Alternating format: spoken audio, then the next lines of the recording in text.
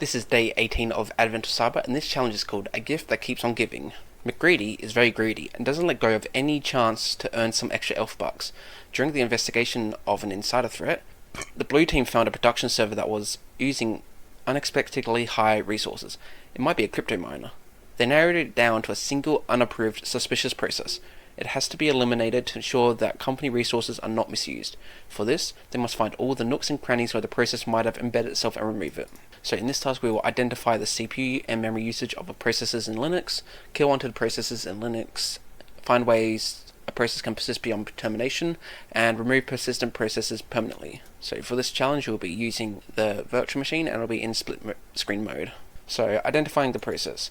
And Linux gives us various options for monitoring a system's performance. Using these we can identify the resource usage of processes. One option is the top command. This command shows us a list of processes in real time with their usage. It's a dynamic list, meaning it changes with the resource usage of each process. So let's start by running this command in the attached VM. So I need to go turn that on by clicking here, and I'll be back when it's fully loaded. Okay, so now the virtual machine is up, so we will type top into the terminal, TOP, and we can now see a list of the processes which are running. So this column is the commands which ran it. This column is the user which actually ran the command. This column is the ID of the process, and these columns, this is percentage of CPU it's using, and then this is percentage of memory that it's using. So if we go back to here, in the terminal, the output changes dynamically with the resource usage of the different processes, similar to what we see in Task Manager in Windows. It also shows important information such as PID, usage, user, CPU usage, memory usage, and the command or process name. In the above terminal output, we can see that the topmost entry in the output is a process that uses 100% CPU. We will return to it later, but for now we can see that our shell is not interactive and only shows the command's result. To exit, we press Q. And we're now back in normal terminal. So killing the culprit. At the top of the output, top command, we find our culprit. It's a process named A, which uses unusually high CPU resources. In normal circumstances, we shouldn't have processes consistently using very high amounts of CPU resources. However, certain processes might do this for a short time for intense processing. The process we see here consistently uses 100% of the CPU resources, which can signify a hard-working malicious process, like a crypto miner. We see that the root user runs this process. The process's name and the resource usage gives a suspicious vibe, and assuming this is the process unnecessarily hogging the resources, we would like to kill it. Disclaimer, in actual production servers, don't try to kill processes unless you know what you are doing. If we want to perform forensics, we will take a memory dump of the process to analyze it further before killing it, as killing it would cause us to lose that information. However, taking memory dump is out of scope here. We'll assume that we have already done that and move on to termination. So we can use the kill command on the ID. So this would be sudo kill 652 for me. That's the ID here. Command A, high CPU 652. So we have now killed that command. Here we have given the process's PID as a parameter to the kill command. We don't get any error as the output, so we believe the process has been killed. So let's check it again with the top command.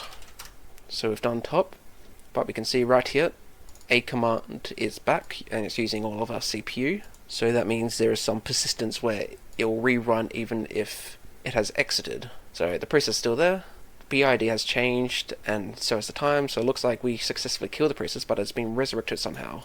So first place to check, cron jobs. First hint of what happened with the process will be in the cron jobs. Cron jobs are tasks that we ask the computer to perform on our behalf at a fixed interval.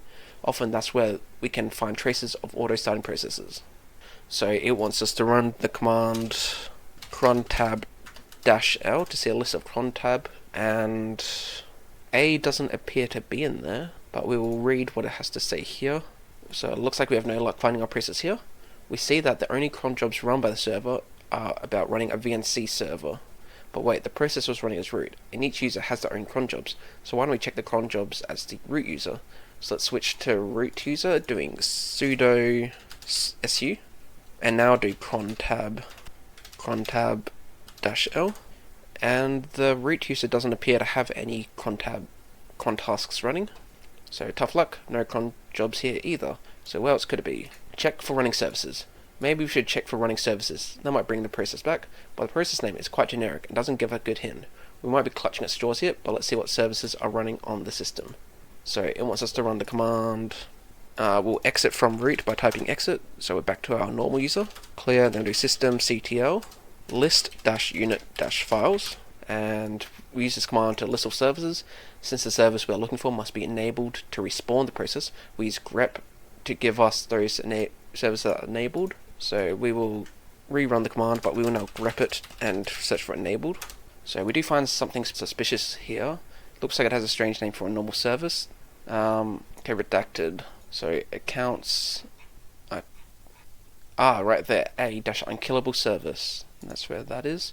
So we'll do systemctl status a-unkillable.service. Can see unkillable. So the command is it's running this right here, and it outputted Merry Christmas in there. So what's the next step? So we found the devil in the details. We can see that this service is running the process named A that we can kill. What's more, the service is taunting us with the greeting message. We must kill the service if we are to kill the useless process. So the first step is to stop the service. So we'll go sudo su, then we'll do systemctl, I think it's stop a-unkillable.service. Let's check the status of it to make sure that it's no longer running. And it appears to have been killed, so stopped unkillable executed. But now what we should also do is go to top. The command is okay, so now A is gone from there and it's no longer running. Cool. I thought it was still going to be then we'd have to kill it, but apparently killing the service also killed it. So no more unkillable process. Well, let's quickly wrap this up by killing the service as well. We continue by disabling the service.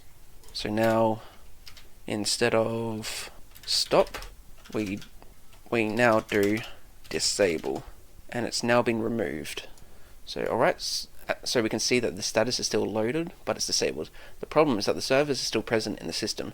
To completely eradicate the service, we'll have to remove the file from the file system as well. So we can go to, let's go look at the status, and we can see the command is running here. So we will do rm-rf/etc systemd/system/a. So that will remove in this directory recursively and forcefully. We will now do the same thing, but for the service, so a-unkillable service. And if we now try run systemctl status, it no longer exists. So finally, we are now ridden of the stubborn service that claimed to be unkillable. To wrap it up, we might run the following command to ensure no remnants are left. This will reload all the service configurations and create the whole service dependency tree again, meaning that if there are any remnants left, it will eliminate them. So we'll do systemctl daemon-reload and double check to see if it's there, and it's gone. So now on to the questions. What is the name of the service that respawns? A-unkillable.service. What is the path from where the process and service were running? /etc/system/systemd, I think. There we go.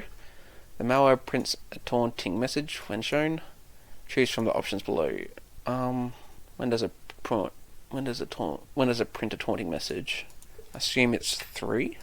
Or none of the above? Okay, yeah, because I'm pretty sure it was on startup when it ran it.